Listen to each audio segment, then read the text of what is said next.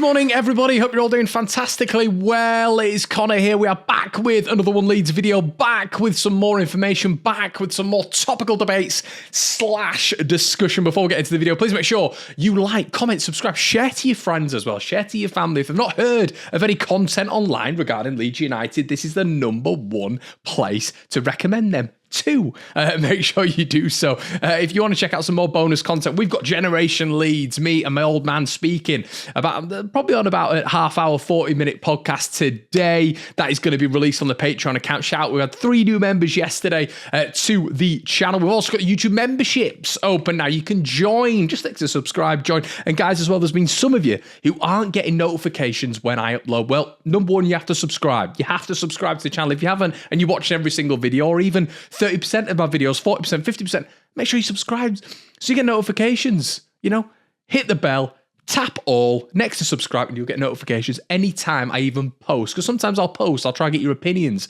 just text-wise, doesn't have to be video-wise. Make sure you do that. Also, follow us on the socials to keep regularly updated with my thoughts, because sometimes I won't post the video, I'll just put my thoughts out there. And that's what I regularly do on Twitter and Instagram. So make sure you do that. What's that on your t-shirt, everyone? It's another piece of One Leeds merch. Make sure you are sticking to the channel. As I say, it's another reason for you guys to keep on when it comes to notifications and everything I'm posting. So I'm going to be uploading more stuff like this. Loads of you guys DMing me on YouTube, Instagram, Twitter, and also in the YouTube comment section asking where the merch is from. Don't worry, we've had a little bit of a collaboration. We're going to be releasing something very, very soon. Just a few more things need to be ironed out. So shout out to all of you guys. Stay tuned. I've got a notepad. Why? Because I've got topics that I want to discuss. Here we go, everybody. Let's get into it. Leeds United under-18s advancing to the next round of the Cup, beating Liverpool under-18s. And why is this fantastic? Well, in a time where everybody, especially after the League Cup final, has been going on about McConnell, Clark, and co for Liverpool in terms of their youth development thriving. And shout out to Liverpool for giving these players the chance. Very, very similar to Leeds United in terms of giving youth the chance. And obviously, you know, Liverpool won the final with a lot of kids on the pitch. And this has been amplified at this moment in time for their youth development.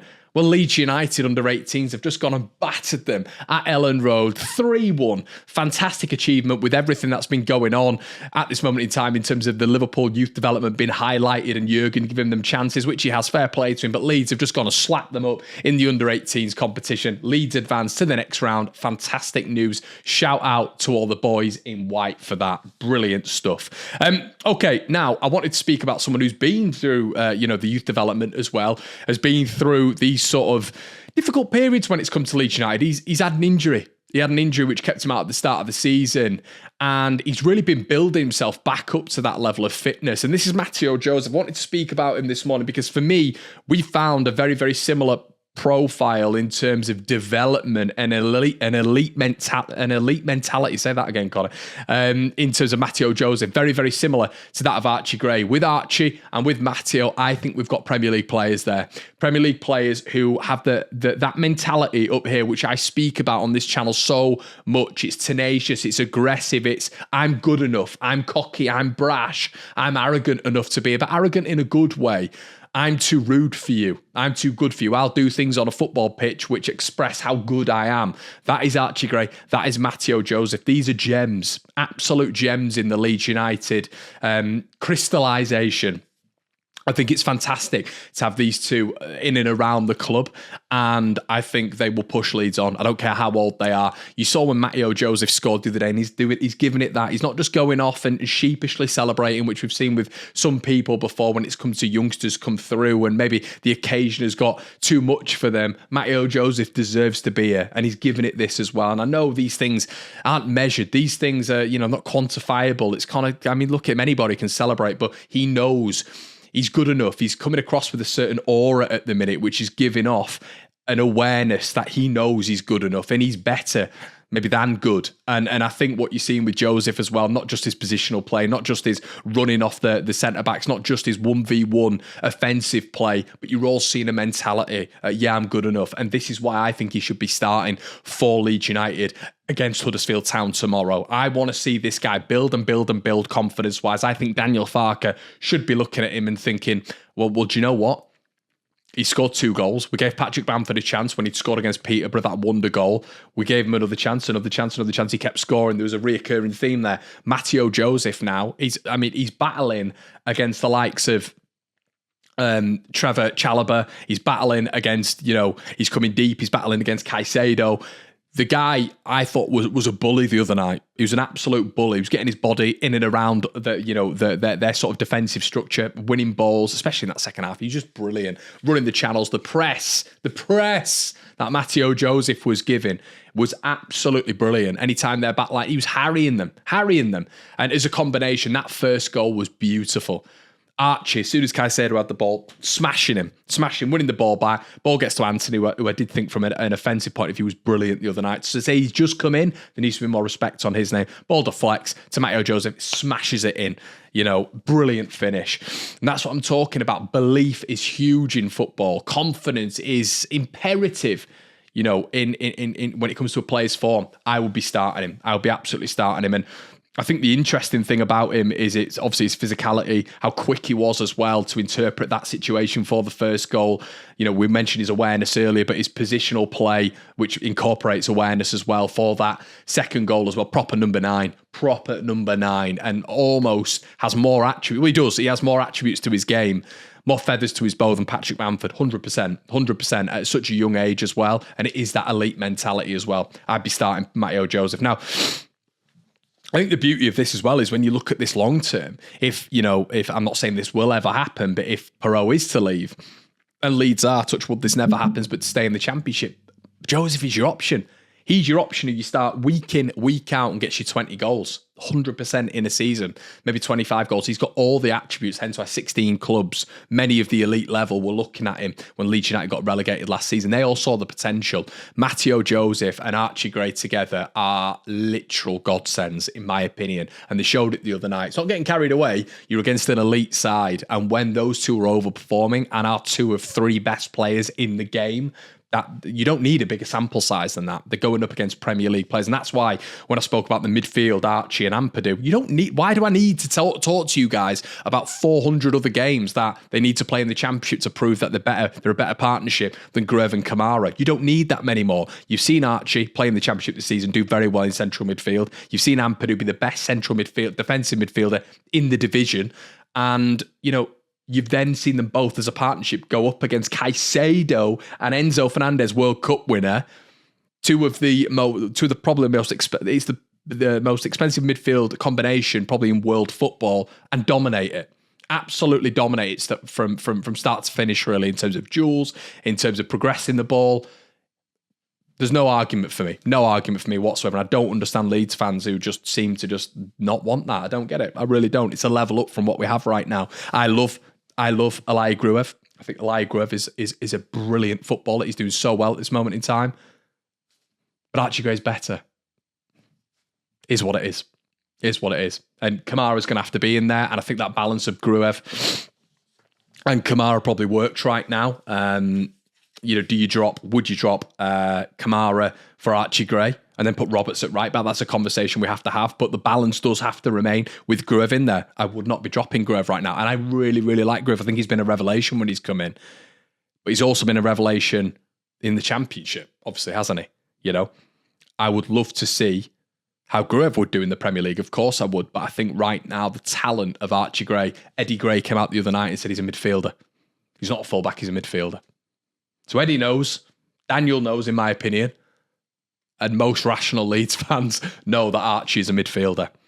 There is way more influence in the midfield. You have to be a better player, technically, physically, athletically, to play in central midfield than you do as a right back, 100%. Archie and Ethan are central midfielders, 100% in my opinion. I just wanted to speak on that because I think we need to obviously be ruthless right now. When you're discussing it, and the best midfield pairing we have together, in my opinion, is Archie and Ampadu. But I love Kamara and Gruev as well. But what do you do this weekend? Let me know in the comment section below, everybody. I want to speak on Piroe a little bit as well.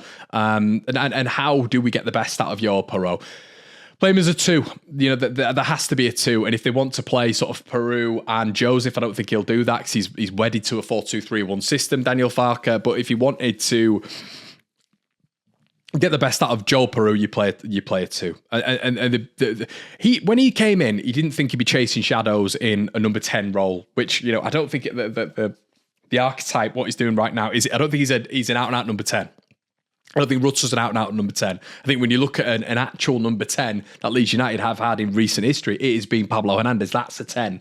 So I don't think these two comprise, you know, the old adage of what a number 10 is, you know, guile, creativity, innovativeness, you know, don't really mould into that striker or that inverted role. You are a number 10, your Buendias, your Ben Ramas, your Pablo Hernandez, Elias Scher. But, you know, those are the types for a number 10, in my opinion. I don't think Rutter and Piroe are that. And I think when Piroe came in initially, I don't think he'd have expected his position to be this. But then again, Daniel Farke doesn't really deviate away from a 4-2-3-1 system.